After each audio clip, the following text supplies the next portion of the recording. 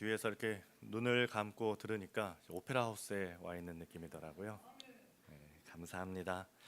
우리도 옆에 계신 분들과 함께 한번 인사하겠습니다. 사랑합니다. 이렇게 인사하겠습니다. 제가 지난주에 좀 이렇게 몸이 좋지가 않아서 좀 목소리가 좋지 않은데 괜찮으신가요? 오늘 전도사님이 아침에 저한테 사춘기냐고 변성기가 왔다고 이렇게 그러시더라고요. 그래서 좀 한 주간 몸이 안 좋았는데 마침 어제 집에서 아내가 삼겹살을 준비해 줘가지고 맛있게 몸보신 하면서 먹었습니다. 여러분 삼겹살 좋아하십니까? 목살이 더 좋습니까? 삼겹살이 더 좋습니까? 삼겹살이요. 그렇죠. 저도 그렇습니다. 그런데 그 성경에 보면 부정한 짐승을 먹지 말라고 하는데 돼지고기를 드십니까? 라고 물어보는 그런 이단이 있죠. 돼지는 그 레위기 11장에 보면 이제 되새김질하는 부정한 동물인데 하나님이 먹지 말라고 했는데 여러분은 왜 드십니까? 라고 뭐 성경을 가지고 얘기합시다. 뭐 그렇게 말하는 사람들이 있습니다. 그런 사람들이 또 이런 이야기도 하죠. 안식일을 거룩히 지키라고 했는데 여러분도 안식일을 거룩히 지키기 위해서 오늘 이렇게 예배 나와서 예배를 드리고 있지 않습니까? 그런데 안식일은 원래 무슨 요일이죠? 토요일이죠. 원래 유대인들의 안식일은 토요일입니다. 성경에서 말하는 안식일은 토요일인데 그런데 여러분은 왜 썬데이에 태양신의 날에 왜 예배를 드리느냐 이렇게 또 교회를 비판하는 사람들이 있습니다.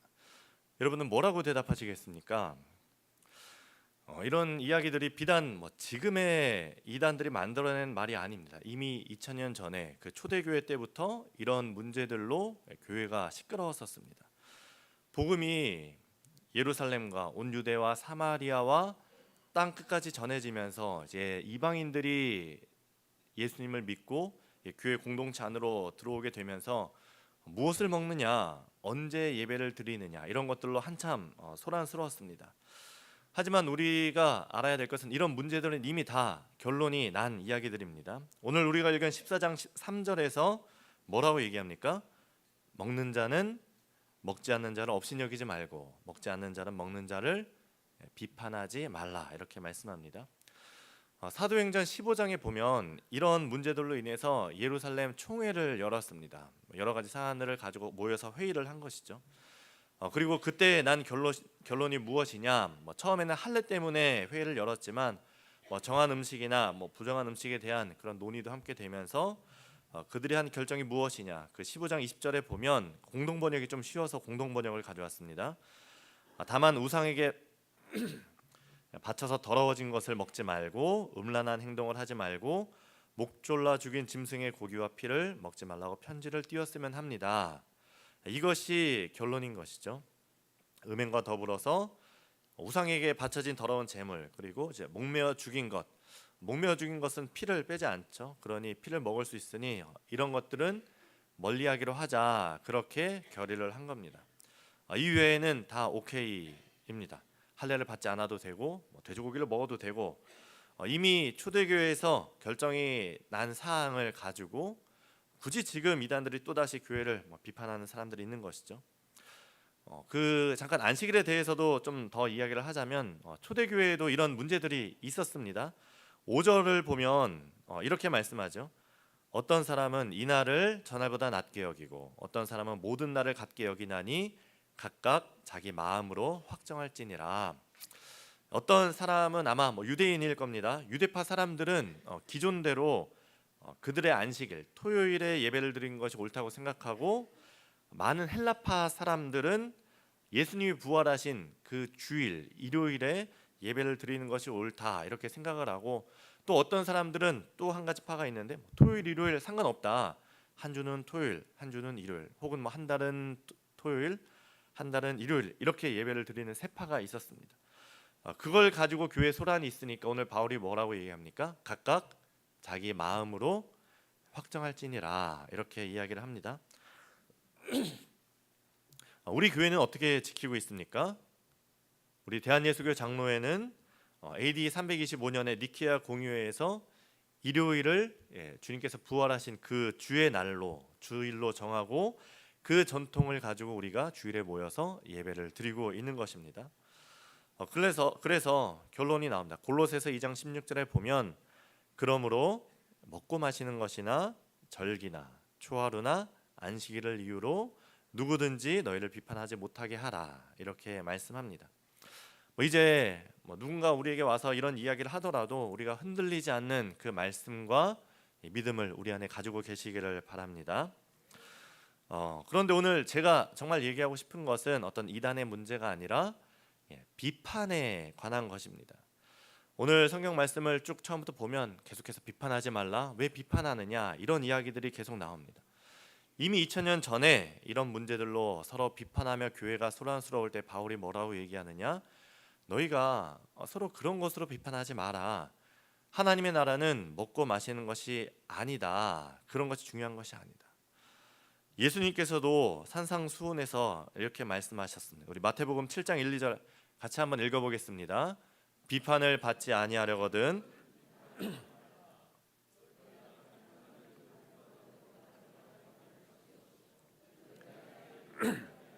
너희가 헤아림을 받을 것이니라. 아멘. 월요일에 잠깐 비가 왔었습니다. 제가 새벽 설교를 준비하고 저녁에 집에 들어가는데 비가 막 내리기 시작하더라고요. 들어가면서 제가 아내한테 밖에 비가 오네요 이렇게 얘기를 했습니다. 저희 아내가 나갈 준비를 하고 있더라고요. 그 도서관에 책을 반납할 게 있어서 한 1, 2분 지났을까요? 저를 보면서 이렇게 묻는 겁니다. 혹시 비 와요? 이렇게 묻는 겁니다. 제 아내가 저한테 종종 하는 얘기가 있습니다. 내가 전에 다 얘기하지 않았냐고 좀 자기 말에 귀를 기울여 달라는 거죠.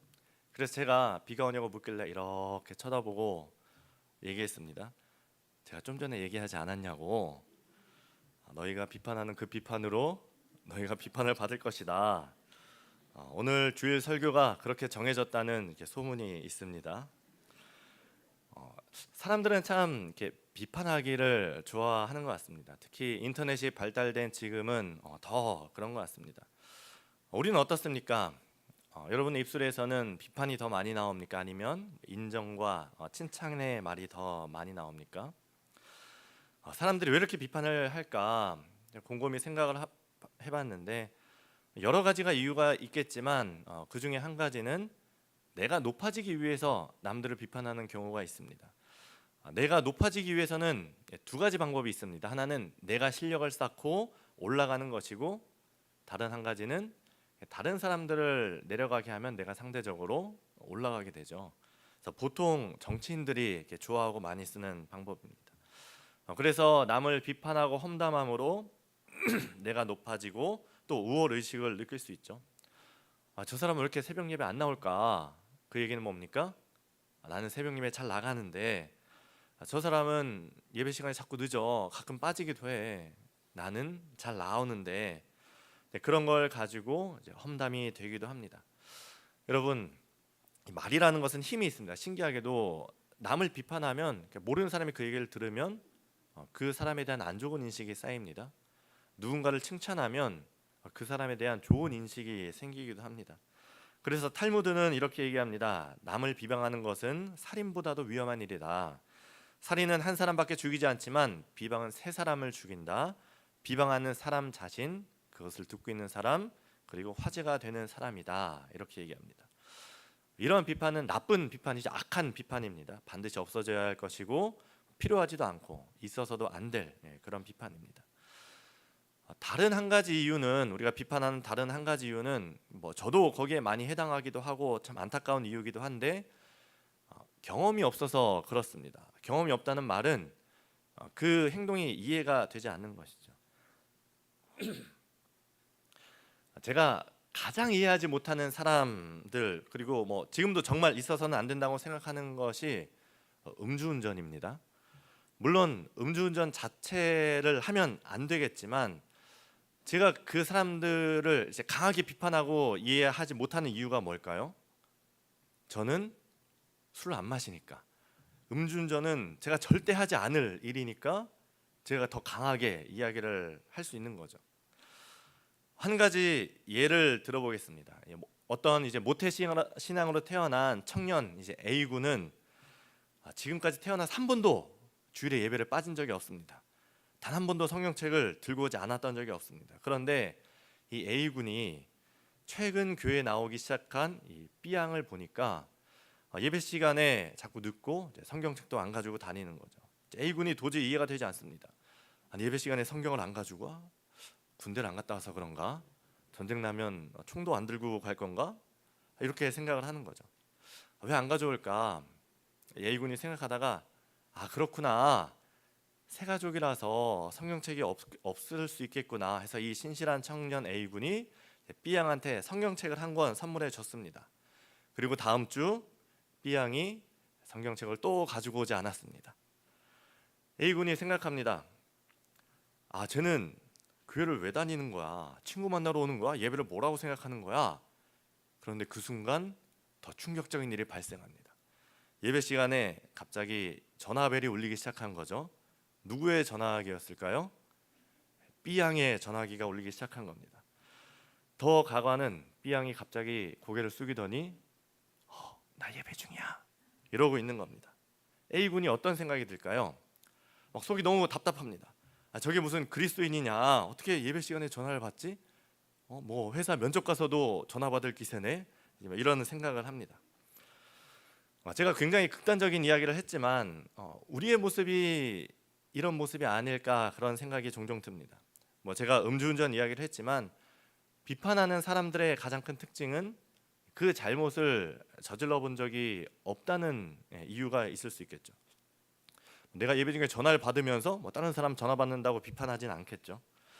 예배에 늦은 적이 없고 내가 봉사도 열심히 하고 새벽 예배에 빠지지 않고 열심히 신앙생활 하시는 많은 분들이 참 훌륭합니다. 그런데 그 모습이 하나님이 나에게 주신 은혜라는 것을 잊고 나의 의가 되는 순간 우리는 2000년 전에 예수님이 욕하셨던 그 바리새인의 모습과 다를 것이 없을 겁니다. 2000년 전에 예수님께 가장 많이 혼난 사람들이 바리새인이라는 것을 우리는 기억해야 할 겁니다. 우리 중에 실수가 많은 사람이 있습니다. 저도 좀 실수가 많은 편인데 물론 실수가 없는 것이 좋죠. 하지만 그런 실수들을 통해서 우리가 혹시라도 다른 사람의 실수를 이해하거나 우리 마음이 조금 더 넓어질 수 있다면 그건 성장이라고도 얘기할 수 있을 겁니다. 사실 그 청년 A군의 모습은 어떻게 보면 20대 초반의 제 모습이었을지도 모릅니다. 제가 가끔 말씀드리지만 제가 이 고3 때 또 20대 초반의 신앙이 정말 좋았습니다. 지금 제가 돌아봐도 그때 참 순수하고 아름다운 신앙생활을 했구나 생각을 하는데 모태 신앙으로 태어나서 나름 열심히 신앙생활을 하는 것이 어떻게 보면 저를 그런 교만한 모습으로 이끌었을 수도 있겠구나 생각이 드는 것이죠. 그런데 그런 저의 교만한 모습을 무너뜨린 사건이 있었는데 그것이 제 1차 핸드폰 사건이었습니다. 제가 20대 초반 청년 때 청년 예배를 드리고 있었습니다. 그런데 그때 어디선가 핸드폰 벨소리가 들리는 겁니다. 굉장히 낯익은 핸드폰 벨소리였습니다. 누구였겠습니까? 제 핸드폰 벨소리였죠. 재빨리 이제 주머니에 손을 넣어서 이렇게 종료 버튼을 누르고 벨소리를 줄이고 그 당시 핸드폰을 이렇게 별표를 길게 누르고 있으면 진동으로 바뀌었죠. 기억하시나요? 네, 그래서 이렇게 별표를 길게 누르고 다시 이제 주머니에 집어넣습니다. 그리고 나서 이제 아무 일 없던 듯이 예배를 드리려고 하는데 한 30초쯤 지났을까요? 또 어디선가 핸드폰 벨소리가 들리는 겁니다. 이번에도 아주 낯익은 핸드폰 벨소리였습니다. 누구였겠습니까? 제 핸드폰 벨소리가 또 울리는 겁니다. 핸드폰이 잠겨 있어서 별이 안 눌린 겁니다. 그래서 진동으로 안 바뀐 거죠. 두 번이나 똑같은 핸드폰 벨소리가 울리니까 제 조금 앞에 앉아 있던 그 청년부 회장 형이 뒤를 돌아보면서 마치 청년 A군이 B양을 쳐다보듯이 저를 쳐다봤습니다. 그 눈에서 이런 목소리가 들리는 겁니다. 네가 크리스찬이야? 어떻게 예배 시간에 핸드폰을 두 번이나 올려? 면접 가서도 전화 받을 기세네? 이렇게 저한테 말하는 것 같았습니다. 제가 그 일을 겪으면서 들었던 생각이 사람이 똑같은 실수를 두 번 할 수 있구나, 그런 생각이 들었습니다. 물론 사람이 실수가 없어야 좋죠. 없어야 하고 같은 실수를 두 번 하면 그 사람 좀 문제 있구나 이런 생각이 들죠. 그런데 살다 보니까 그 문제 있는 사람이 나일 때가 있을 수 있다는 겁니다. 예수님께서 몇 번 용서하라고 하셨죠? 70번씩 7번. 근데 제 실수에 그 말씀이 생각난다는 그 모습이 제가 좀 옹졸해 보이는 그런 생각이 들었었습니다. 또 한 가지 생각이 난 것이 아까 그 나를 바라보던 그 형의 모습이 어떻게 보면 내 모습이었을 수 있겠구나라는 생각이 들었습니다. 비록 얼굴을 그렇게 찌푸리지는 않았더라도 내 마음속에 교만하게 항상 그렇게 남을 비판하고 있었던 것이 아닌가, 그런 생각이 들었던 것이죠. 실수를 해본 사람이 그 실수한 사람의 마음을 알고, 용서를 받아본 사람이 용서받기를 바라는 마음을 알고 용서할 수가 있습니다. 그렇게 우리는 먼저 예수님의 십자가 사건을 우리가 먼저 경험하는 것이 매우 중요합니다. 그리고 그것은 우리가 바로 내가 죄인이라는 사실을 깨달을 때부터 시작이 됩니다. 우리가 진정으로 용서하는 그런 삶이 또 교회가 되기 위해서는 우리들의 죄를 예수님의 십자가 앞에 용서받는 경험이 먼저 필요합니다. 10,000달란트 빚진 자가 탕감 받았을 때 100데나리온 빚진 자를 용서해야만 하는 의무가 있는 것이죠. 우리가 그냥 천국에 가기 위해 교회에 나오는 것이 아니라 예수 그리스도의 십자가를 통한 그 진정한 회개와 용서가 먼저 여러분들의 삶에 경험되어지기를 바랍니다. 그리고 그것을 바탕으로, 그 경험을 바탕으로 우리의 삶이, 그리고 우리 교회가 비판하는 것이 아니라 서로 용납하고 용서하고 사랑하는 그런 우리 상일교회가 되기를 바랍니다. 그리고 우리가 남을 비판할 때 또 한 가지 생각해야 되는 것이 있습니다. 우리가 그렇게 생각하고 그렇게 판단하는 기준이 무엇이냐라는 것이죠. 이것이 꼭 남을 비판할 때뿐만이 아니라 무언가를 판단하게 될 때 우리가 반드시 생각해 봐야 될 것입니다. 2008년에 그 한 기사가 떴습니다. 실종된 아들을 찾는 그 어머니의 사진인데, PPT를 보여주시면 아들이 실종돼서 어머니가 이렇게 아들을 찾는 인터뷰를 한 겁니다. 어머니를 보면 눈이 부어있죠. 울어서 그랬던 것 같은데, 그 어머니, 아들을 잃은 어머니 안타까운 그 모습을 느낄 수 있게 됩니다. 그런데 이 인터뷰가 나가고 나서 다음 날 범인이 밝혀졌는데 그 범인이 충격적이었습니다. 그 다음 사진이 범인의 사진인데, 계모였던 어머니가 아들을 죽이고 뻔뻔하게 아들을 찾아달라고 인터뷰까지 한 것이죠.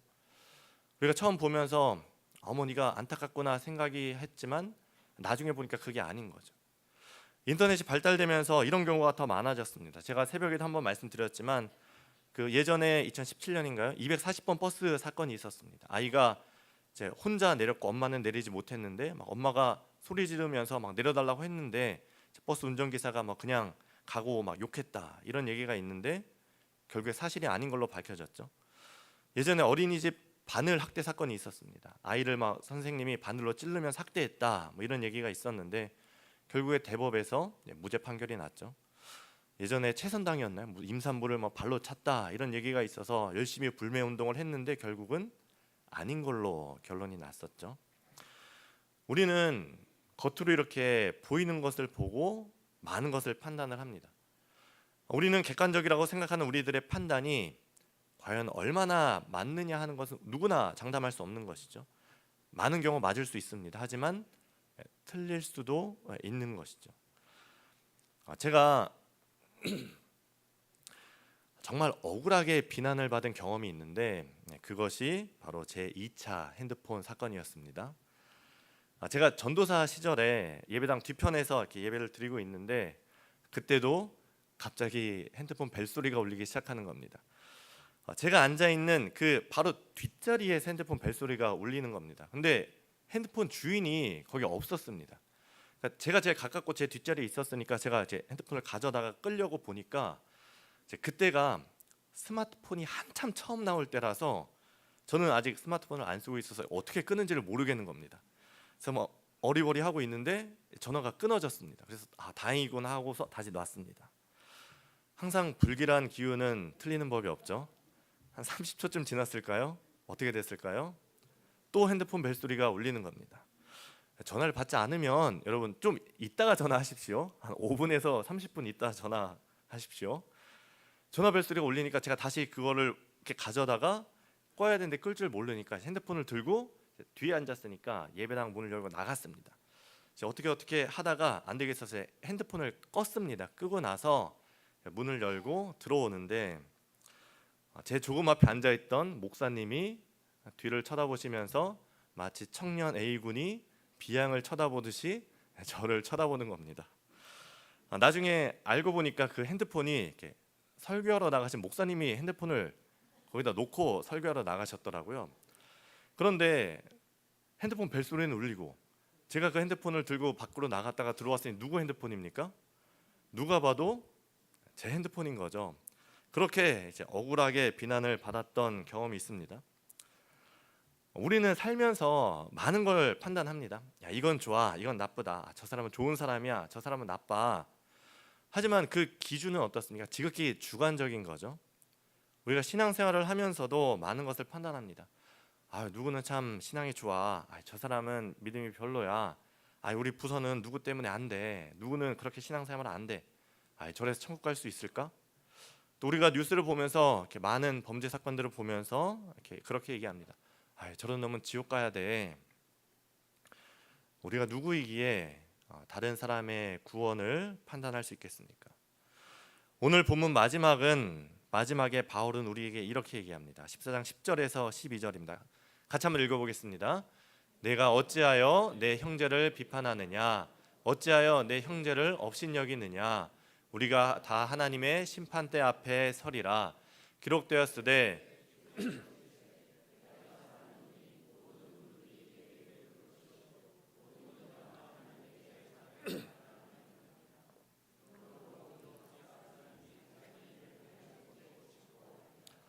이런 우리 각 사람이 자기 일을 하나님께 직구하리라 말씀합니다. 지금 우리가 남을 판단하고 있을 때가 아닙니다. 우리가 나중에 하나님의 심판대 앞에 서서 하나님, 저 사람 쟤는 예배 중에 핸드폰 봤어요. 저 사람 예배 중에 졸았어요. 이렇게 얘기하시겠습니까? 하나님의 심판대 앞에서 우리가 남을 판단할 여유가 있겠습니까? 모든 사람이 죄를 범하였음에 우리가 모든 사람은 다 죄가 있고 우리에게 누구나 다 티가 있습니다. 우리가 그 심판의 날 하나님의 심판대를 생각한다면 우리가 남의 티를 보기 전에 먼저 우리의 들보를 돌아봐야 할 것입니다. 그러면 마지막으로 이런 의문이 생길 수 있습니다. 설교를 들으면서 그럼 목사님, 누가 봐도 잘못하고 있는 걸 권면하지 않아도 되는 겁니까? 예배 시간에 늦게 오는 걸 그냥 보고 비판하지 않고 나만 일찍 나오면 되는 걸까요? 나만 잘하면 되는 걸까요? 아니죠. 잘못된 것은 바로 잡아야 합니다. 더 좋은 길을 알려줘야 합니다. 대신 조건이 있습니다. 오늘 우리가 로마서 14장을 읽었는데 앞선 13장 8절부터 사랑에 대한 말씀이 나옵니다. 우리 이 말씀을 같이 다시 한번 읽어보겠습니다. 8절에서 10절입니다. 피차 사랑의 빛 외에는 아무에게든지 아무 빛도 지지 말라. 남을 사랑하는 자는 율법을 다 이루었느니라. 간음하지 말라.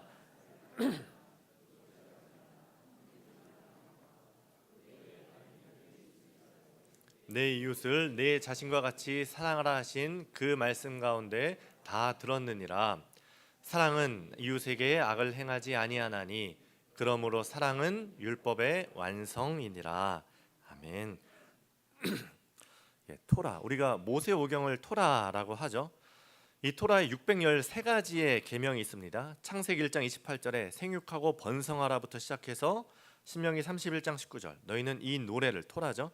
써서 간직하라라는 명령까지 뭐뭐 하라라는 명령이 248개, 살인하지 말라, 간음하지 말라 같은 그런 하지 말라는 계명이 365개, 총 613가지의 계명이 이 토라 율법에 있습니다. 그런데 예수님 때 그 계명을 잘 아는 서기관 한 사람이 예수님께 찾아오죠. 그래서 예수님께 묻습니다. 이 613가지가 있는 수많은 계명이 있는데 예수님, 이 중에서 가장 첫째 가는 계명이 무엇입니까? 그때 예수님께서 뭐라고 대답하십니까? 너는 내 마음을 다하고 목숨을 다하고 뜻을 다하여 주 너의 하나님을 사랑하라 하셨으니 이것이 크고 첫째 되는 계명이요 둘째도 그와 같으니 내 이웃을 내 자신과 같이 사랑하라 하셨으니 이 두 계명이 온 율법과 선지자의 강령이니라. 하나님을 사랑하고 이웃을 사랑하는 것, 이것이 모든 율법이 이야기하고자 하는 것이다 말씀하는 것이죠. 사람들은 이 십계명을 잘 지키고자, 율법을 더 잘 지키고자 그 율법의 울타리를 칩니다. 율법을 지키기 위해서 넘지 않은 울타리를 치고, 또 그 울타리를 넘지 않기 위해서 또 울타리를 칩니다.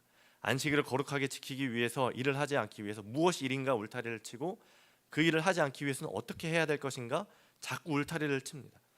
그런데 예수님께서 하시는 말씀은 뭡니까? 600개가 너무 뭐냐, 너무 많다. 여러분 613가지 외우실 수 있겠습니까? 십계명 10가지, 여러분 십계명은 다 외우십니까? 십계명도 너무 많다. 그래, 단 2가지만 기억해라. 한 가지는 하나님을 사랑하고, 다른 한 가지는 이웃을 사랑해라. 너희가 이것만 지키면 된다 말씀하는 겁니다. 그래서 로마서 13장 9절에 다시 한번 우리 읽은 말씀에 정확하게 얘기하죠. 간음하지 말라, 살인하지 말라, 도둑질하지 말라, 탐내지 말라 한 것과 그 외에 다른 계명이 있을지라도 내 이웃을 내 자신과 같이 사랑하라 하신 그 말씀 가운데 다 들었느니라. 내가 계명을 잘 지키기 위해서 내가 살인하지 말아야지, 내가 간음하지 말아야지, 도둑질 하지 말아야지 이렇게 고민하는 것이 아니라, 사랑하면 그 모든 것이 다 이루어진다라는 것이죠. 그러니 사랑은 율법의 완성입니다. 성도 간의 교제에서도 마찬가지입니다. 다른 사람이 잘못한 것이 보이는데 어떻게 해야 됩니까? 그 잘못을 비판하는 것이 아니라 그 사람을 사랑하면 답이 보입니다. 잘못된 것은 잘못을 바로 잡아야 하고, 또 하나님의 길을, 더 좋은 길을 알려주고 권면해야 됩니다. 하지만 반드시 필요한 조건, 그 사람을 사랑하는 마음에서 시작해야 됩니다. 야, 나는 이러는데 넌 왜 그러지 못하느냐, 나는 이렇게 열심히 하는데 넌 왜 그러느냐, 비난하는 마음으로 너희들 이렇게 해라라는 것이 아니라, 그 사람을 사랑하면 답이 나오는 것이죠. 제가 지금 이제 지난주 코로나로 인해서 좀 고생을 하고 목소리가 지금도 좀 안 좋은데, 나중에 이제 저를 만나면 여러분 뭐라고 권면을 해 주시겠습니까? 1번, 목사님 어딜 그렇게 싸돌아다녔길래 코로나에 걸리셨어요? 2번, 목사님 건강 좀 괜찮으세요? 집에서 삼겹살 한 번 더 드세요. 네, 우리가 예배 늦은 성도를 보면서 뭐라고 얘기해야 될까요? 1번, 야, 너 오늘 왜 이렇게 예배 늦었니? 너 그러다 지옥 간다. 2번, 예배 일찍 나와서 기도하면 더 큰 은혜가 있습니다. 그 은혜를 함께 알기를 원합니다. 사랑이 답입니다. 사랑하는 권면, 그것이 우리 안에 필요합니다. 그리고 그 사랑은 우리가 예수님의 사랑을 먼저 경험하는 것에서부터 시작을 합니다. 오늘 우리가 이 예배를 통해서 예수님의 사랑을 다시 한번 경험할 수 있기를 바랍니다.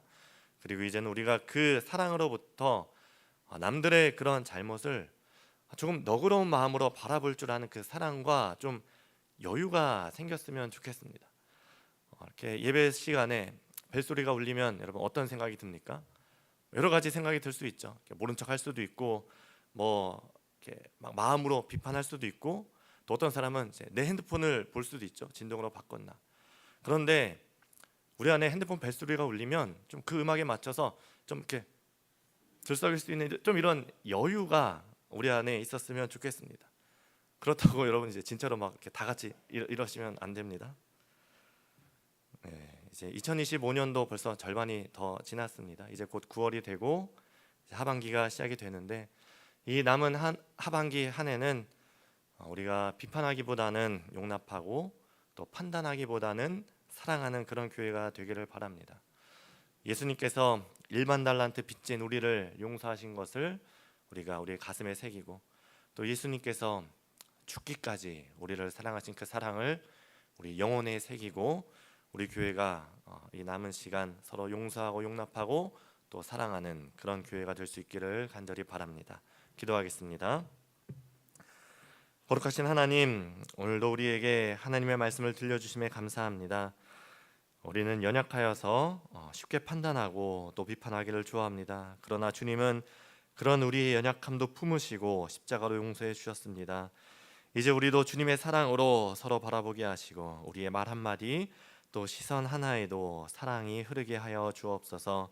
남은 2025년 하반기 동안 우리 상일교회 비판이 사라지고 서로를 격려하고 세워주는 사랑의 공동체가 되게 하여 주옵소서. 예수님의 이름으로 기도합니다. 아멘.